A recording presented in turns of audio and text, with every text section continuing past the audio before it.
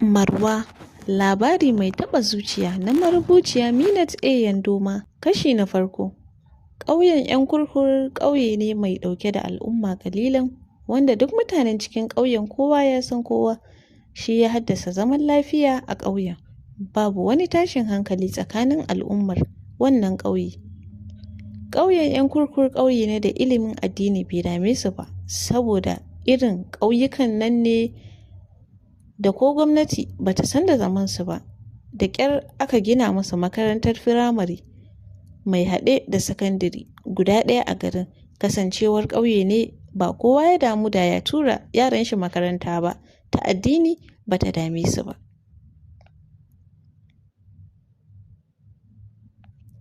Safiyar Juma'a garin ya yi lullumi, babu rana ko kaɗan, ga wani ni'imantaccen iska yana kaɗawa,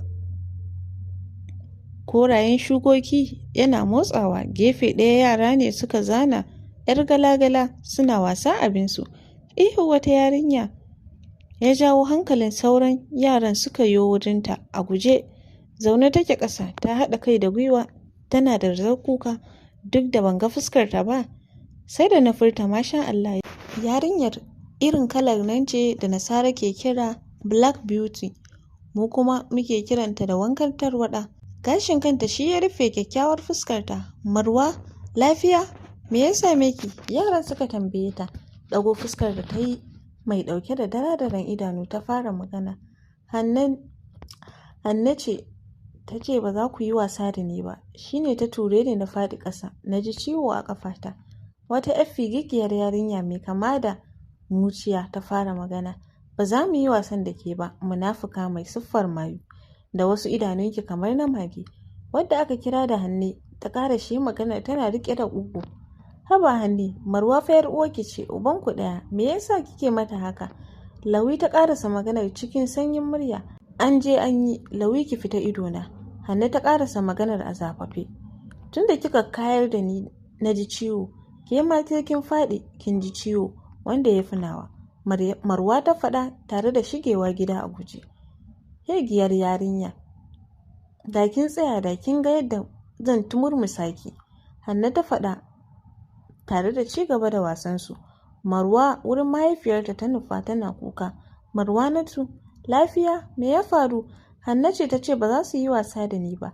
Har ta ture ni na faɗi, ni kuma na ce mata sai ta faɗi ta ji ciwo tunda ta ture ni. Wata iriyar zabura kubura ta yi. Jin furucin ƙarshe da Marwanatu ta yi, hankali ta yayi masifar tashi, don ta san tabbas yau suna cikin bala'i. Wani abu sai ya faru. Tunda ta haifuwar Marwanatu, wasu rikitattun al'amura ke faruwa da ita. Ihun gami da hayaniyar yara shi ya yi nasarar dawo da ita daga duniyar tunanin da ta lula.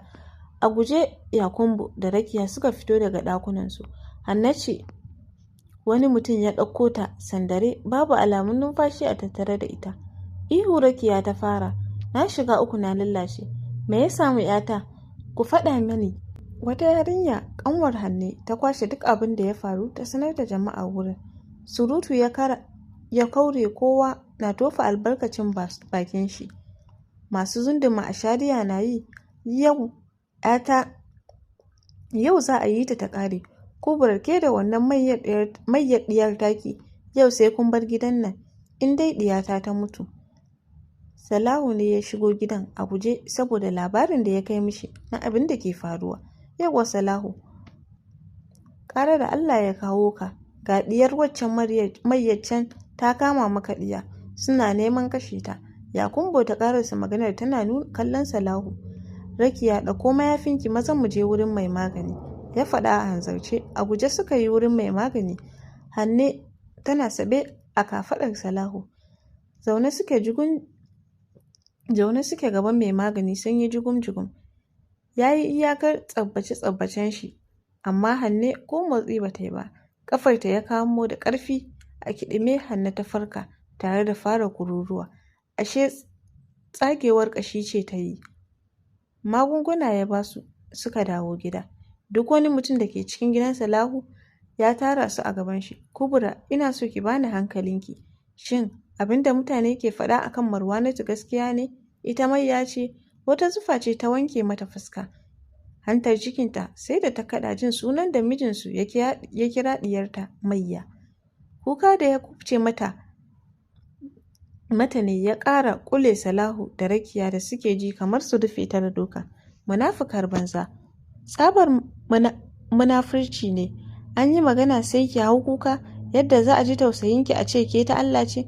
To yau ni da ku ne a gidan nan, sai na yi ma wannan mayyar 'yar taki dukan tsiya ta yadda gobe ba za ta kuma yi wa wata muguwar fata ba. Ufiya kumbu ta miƙe ta rarumo Marwa ta sa mata tsabgar bedi ta ci gaba da bugu. Yadda take bugunta kai ka ɗauka yarinyar 'yar shekaru ba yarinya 'yar shekaru 7 take bugu ba, kamar tana dambe da ƙato.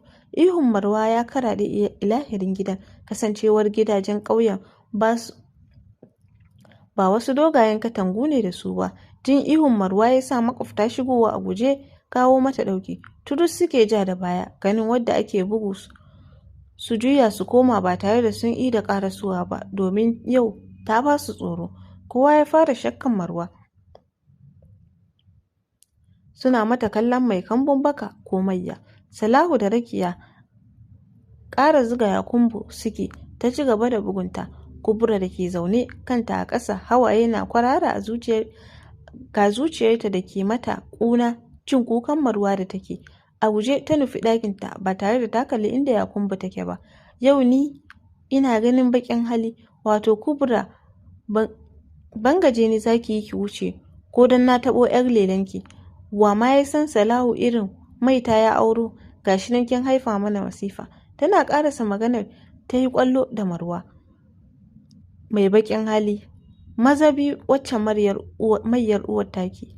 Da ƙyar Marwa ta rarrafa ta nufi ɗakin mahaifiyarta, ko ganin gabanta ba ta yi sosai. Irin bala'i kawai. Yau ni Salahu, da a ce ni ce na haife ka, wallahi sai ka saki wannan irin bala'i. Duk inda za ta je sai ta bar gidan nan. Ta ƙarashe maganar cikin kissa tamkar za ta fashe da kuka. Yakumbo, kada ki ce haka, ki ƙara haƙuri, gaf nake da sakin Kubura. Wani irin farin ciki ne ya lullube zuciyar Rakiya. Burinta ya kusa cika. Kuka take tamkar ranta zai fita, ganin yadda jikin Marwa ya farfashe ya yi ruɗu-ruɗu. Goge mata take da ruwan ɗumi. Jin zafi ya sa Marwa yin hawayen wahala. Mama, mai na yi wa Yakumbo? Yakumbo ba ta so na, jikina duk ciwo yake mama. Baba yana kallo na yaƙi amsata. Da Hanna ce ake duka mama ba zai bari ba. Mama daga kaina Yakumbo ba za ta ƙara dukan wani ba. Mama na, hannun Yakumbo sai ya lalace, ba za ta ƙara duka na ba. Saurin rufe mata baki Kubura ta yi, amma ina har Marwa ta ƙarasa maganar. Zaman 'yan bori Kubura ta yi, don ta san sun shiga wata masifar da bala'i. Ita kanta ta fara yarda diyarta na da kambun baka, kuma bata yarda diyarta na da maita ba. Dare mahutar bawa, kowa ya yi bacci, gari ya yi tsit, banda kukan tsuntsaye da karnuka babu abin da kake ji. Ihu gami da kururuwar Yakumbo ne ya karaɗe ilahirin gidan. A guje ba shiri kowa ya yi waje. Ihunta ya haddasa ma makwabta ɗauko makami suka shigo gidan a guje, domin su ɗaukar su wani hari ne aka kawo wa gidan. Cirko-cirko suka yi suna kallon ƙofar ɗakin Yakumbo. An rasa wanda zai shiga. Kubura da ke tsaye jikinta na mazari ce ta yi ƙarfin hali tura ƙofar ɗakin, wacce kwance ta ga Yakumbo tafe da hannunta ya kumbura ya yi mutuwar tsaye ta yi. Ta kasa motsawa daga inda take, zuciyarta na harbawa da sauri. Jin shirin ya yi yawa ya sa Salahu da Rakiya banka ƙofar ɗakin suka shige. Ihu Rakiya ta hau zundumawa ta fara sambatu. Mun lalace. Yanzu Kubura, haka kuka mai da hannun Yakumbo? Salahu, kana gani mayu sun taso mu gaba, za ka ɗauki mataki ba sai sun halaka mu gaba ɗaya. ta ƙarashe maganar tare da kama wuyan Salahu da ya yi mutuwar tsaye. Waje aka fito da Yakumbo ganin safiya ta kusa ga hannunta da ke ƙara kumbura tamkar an hura balan-balan. Nan fa mutane suka hau tambayar abin da ya faru. Rakiya kamar jira take ta hau zuba tamkar rediyo da ta ci sifika. Har sai kun tambaya wannan da gani ayyukan aikin mayu ne, in ba aikin kubura da waccan mayyadiyar ta ba. Ta ya za a ce daga Yakumbo ta bigi Marwa yau mu tashi hannunta ya koma haka. Jin wannan kalami na Rakiya, nan fa mutane suka ƙara gasgata cewa Marwa mayya ce. Da guda suka rika silalewa suna barin gida. Azabar da Yakumbo ke ji a hannunta ya sanya ta ci gaba da ihu tana bilayi a ƙasa. Tas kake ji Salahu ya ɗauke kubura da mari, cikin hargitsi ya fara magana. Ashe abin da ake faɗa a kanku gaskiya ne? Shine yau maitarku ta gangaro wurin ƙanwar mahaifiyata? To ku gaggauta sakinta kafin ranku ya yi mugun ɓaci. Yau sai kun bar mini gida, ke da waccan mayyadiyar taki. Ni fa ina tantamar wancan yarinyar ba jini na bace, dan duk danginmu babu mayu. Ko marin da ya yi mata bai mata zafi da kalamar bai mata zafin da kalamar Salahu ta ƙarshe ya yi mata ba. Inna lillahi wa inna ilaihi raji'un. Ka ji tsoron Allah. Kada zagin da ake ma diyarka ya sa ka sheganta gudan jininka. Salahu, in ka kore ni ina zani? Saninka na guji dangina. Saboda kai na bijire ma zaɓin su. Yanzu gashi mahaifana duk sun rasu, dangina kuma ba za su karɓe ni ba. Kukan da ya ci ƙarfinta ne ya tilasta mata yin shiru. Jin maganganunta ya sa jikin Salahu ɗan yin sanyi. Asubar fari, Rakiya da Salahu da Kubura suka nufi gidan 'yar mai ganye. Ba ƙaramin razana 'yar mai ganye ta yi ba, sa'in da ta ga hannun Yakumbo. Ha, kin ja ma kanki, hannunki ba zai taɓa gyaruwa ba, haka zaki mutu da abinki. Wannan yarinya da kuke makallan mayya, ba mayya ba ce, tana da wani abu, inda ta tanka ma abu. In dai ta tanka ma abu, musamman irin ta ya ɓaci, to abin zai lallace ko kuma ya mutu. Abin da ba ku sani ba, wannan yarinyar bayan kambun baka akwai wani ɓoyayyen al'amari da ke bin rayuwarta. Tashi ta yi ta ɗau dire-dire tana kaɗa wani ganye saman kan Marwa. Kamar yadda iska ke wullar da busasshen ganye, haka aka ɗauki 'yar mai ganye aka yi ƙoli da ita. Aka watsar gefe. Ganin abin da ya faru ya sa Rakiya yin tsalle ta dira saman hannun Yakumbo mai ciwo tare da makalkale ta. Wayyo kaka ta lantana, wayyo uwa ta Zahide. Amma Rakiya, Allah ya kwashe miki albarka. Yanzu da kashe ni za ku yi? Kubura baiwar Allah, duk abin da ke faruwa ba ta kyamaci diyarta ba. Haka ta jawo ta rungume tana hawaye. Ihu ta kurma ta tashi a tsorace, ga baki ya bugu a ƙasa. Ya yi suntum, ya haye. Mai bankaɗawa ta bankaɗe muku. La'anannu, ku fitar mini daga wannan annobar yarinyar daga gida tun kafin in haɗa ku da baƙaƙen aljanu. Dama kun san haka take, kuka kawo mini ita. To abin da zan faɗa muku, wannan yarinyar cikinku akwai sa hannun wani abin da ke faruwa da ita. Ba kambun baka ne kaɗai jikinta ba. Maza ku fitar min da ita daga gida kafin in huce kanku. Haka kawai kun sa an fasa mini baki a banza daga taimako? Cikin hanzari suka miƙe tare da nufar hanyar fita. Muryar da suka jiyo tana magana ta sa su tsayawa tare da juyowa. Kuje ranar da yarinyar ta cika shekara 17, ku dawo da ita. Mun gode 'yar mai ganye, godiya muke. Kafin Salahu ya ƙaraso har Rakiya ta fice daga gida.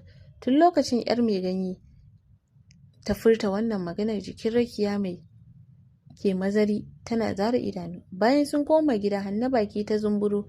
Ni inna ki ce ma baba ya kori waccan manyan Marwa daga gidan nan. Kafa ta fa ta so karyawa. Ni dai ba ni santa. Cikin hanzari Rakiya ta jawo Hanne ta rungume ta, tamkar za a kwace mata diya. Yi shiru 'yar nan, kin san mayu yadda suke haɗa ta ƙara yi miki wani mugun, kada ta ƙara yi miki wani abu.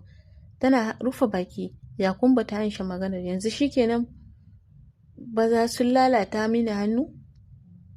Amma Kubra, Allah ya la'ance ki, ke da wannan mayyar diyar taki. Idan da sabo, Kubar ta saba da halin sai Yakumbu, don haka hannun Marwa ta kama suka shige ɗaki. Tun daga lokacin wannan al'amari ya faru, mutanen gari ke tsoron Marwa.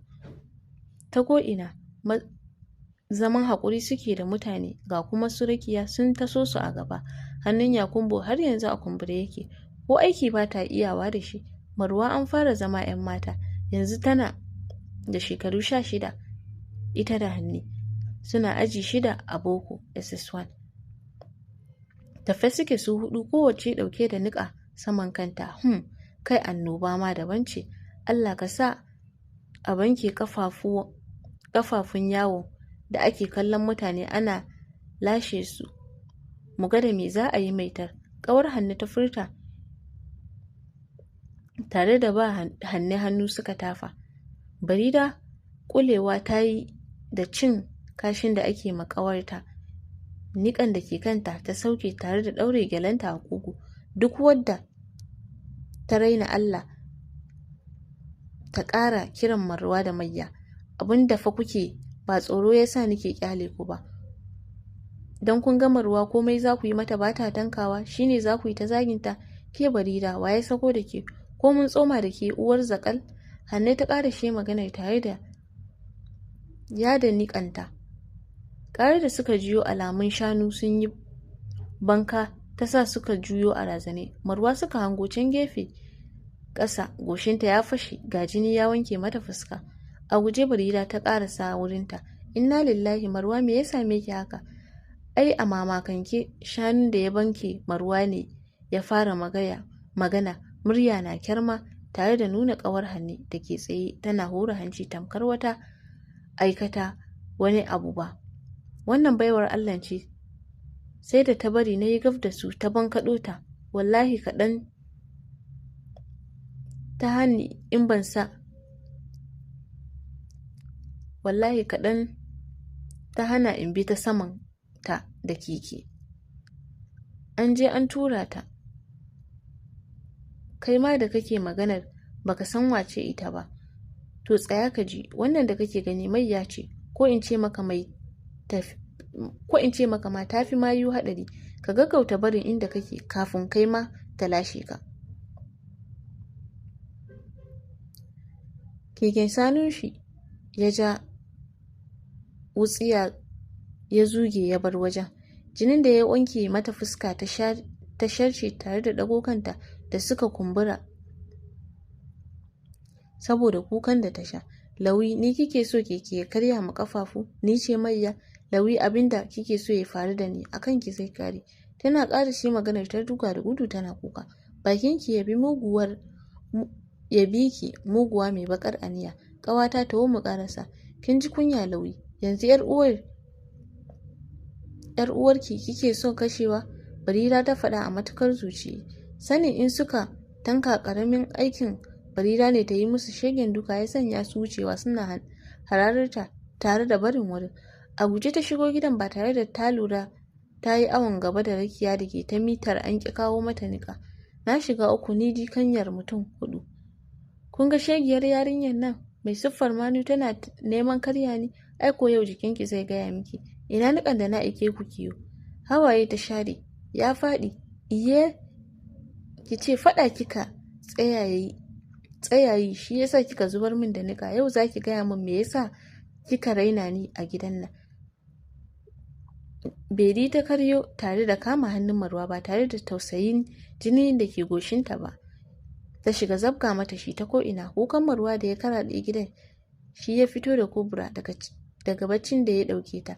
Ganin Marwa ce rike Rakiya ke ma wannan bugun ya sa Kubuwa kaɗa kai, hawa yana bin fuskarta ba tare da ta ce uffan ba. Ta koma ɗaki. Sai da Rakiya ta yi wa Marwa lilis sannan ta wurlar da ita gefe. Ɗaki ta faɗa tare da faɗawa cinyar mahaifiyarta. Tana sauke ajiyar zuciya. Hawayen tausayi Marwa ta ji suna bin fuskarta. Tana tausayin halin da take ciki. kowa baya ƙaunarta kamar ba su san ƙaddara daga Allah ba. Babban abin da ke damun Kubra a yanzu shine jikinta na bata ta wusa komawa ga mahalicinta. Damuwarta ɗaya ce, wurin wa za ta damƙa amanar Marwa. Wata zuciya ta yi saurin ce mata Allah ba tare da sanin maganar da take fito fili ba. Ya Ubangiji, ga amanar baiwarka nan na bar maka, ba ta da kowa sai kai ne gatanta. Ubangiji ka tsare mini Marwanatu a duk inda take. Kuka suke tamkar ransu zai fita. An rasa mai rarrashin wani. Gyara mata raunin ta yi bayan Marwa ta faɗa mata abin da ya faru. Marwanatu, na san ki da sanyin hali. In wani ya ɓata miki, ki daina kulawa, ki bar mutum da Allah. Mama, dan Allah kada ki mutu ki bar ni. Na ji kina cewa mutuwa zaki. In kika mutu ina zani? Kowa ya tsane ni, har baba ko gani na bai sanyi. Ki daina faɗar haka. Ko bayan babu ni, ki yi ma babanki biyayya. Kada ki saba wa umarnin shi. Ki riƙe addu'a Marwa. Jikina na bani, rayuwata ta kusa karewa. Kuka Marwa ke yi kamar ranta zai fita. Da ƙyar Kubra ta lallaba Marwa ta amince za ta je makarantar allo kamar ɗazu. Yanzu ma su huɗu suka ɗau hanyar makarantar. Sun yi karatu sun gama. Wurin dawowa Lawi ta faki idon abokan tafiyarsu ta bankaɗa Marwa cikin wani rami. Ihunta da Barira ta ji ne ya jawo hankalin su Hanne. Ganin Marwa kwance ƙasa cikin rami ya saka sauran abokan tafiyar fashewa da dariya tare da yin shewa. Ramin ba mai zurfi ba ne, don haka da taimakon Barira Marwa ta samu ta fito cikin ƙaraji. A matukar ɓace kamanninta sun sauya daga ainihin Marwa ta fara magana. Lawi, ni kika ma haka ba tare da na yi miki komai ba? Daga yau ba za ki kuma yi ma wani abin da kika yi mini ba. Ki jira sakamako. Kamar guguwa haka Marwa ta bar wurin. A hayye ka ji cika baki.